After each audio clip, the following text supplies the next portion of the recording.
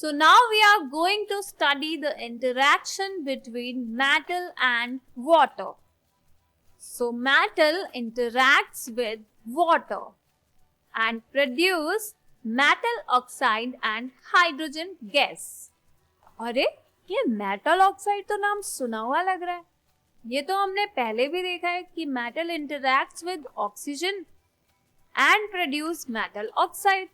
अब ये वाटर से भी इंटरैक्ट करके मेटल ऑक्साइड ही बना रहे हैं. And we have already studied that some metal oxides are soluble in water and some are not. So the general reaction between a metal and water can be represented as follows. Metal plus water produce metal oxide plus hydrogen gas. But how to perform this by an activity? So collect the metal samples, put small pieces of the samples separately in beakers half filled with cold water.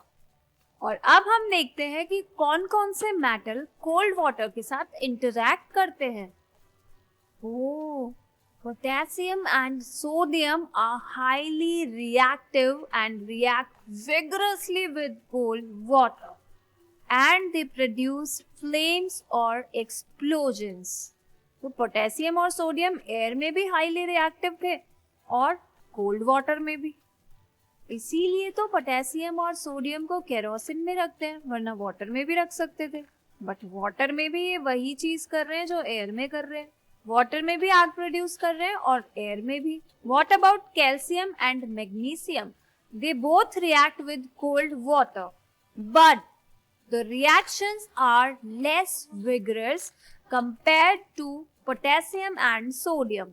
Now it is very easy to arrange the metals in increasing order of reactivity with cold water.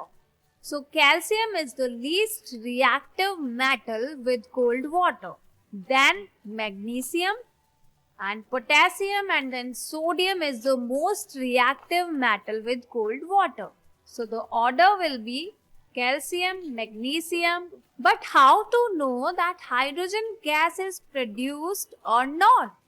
तो इसके लिए हम एक experiment set करते हैं. तो एक stand पर ट्यूब फिक्स करते हैं और इस ट्यूब में मेटल सैंपल रखते हैं. और यहाँ एक ग्लास वूल है जो वाटर में सोक्ड है और ट्यूब के नीचे एक बर्नर लगाते हैं. तो जब हम बर्नर को ऑन करते हैं तो मेटल रिएक्ट करता है वाटर के साथ. तो जो हाइड्रोजन गैस है वो डिलीवरी ट्यूब से होते हुए दूसरी ट्यूब में एंटर करती है. और दूसरी ट्यूब में एंटर करती है, ये कैसे पता चलेगा? क्योंकि दूसरी ट्यूब में वाटर है, तो अगर हाइड्रोजन वहां एंटर करती है तो बबल्स आएंगे, तो हमें पता चल जाएगा कि हाइड्रोजन गैस प्रेजेंट है. So the summary is, when metal reacts with water it produces metal oxide and hydrogen. Metal oxides then are soluble in water dissolved in it, and some metal oxides are soluble in water and they produce metal hydroxide.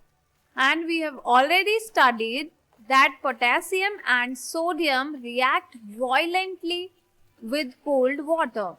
In case of sodium and potassium, the reaction is so violent and exothermic that the evolved hydrogen immediately catches fire.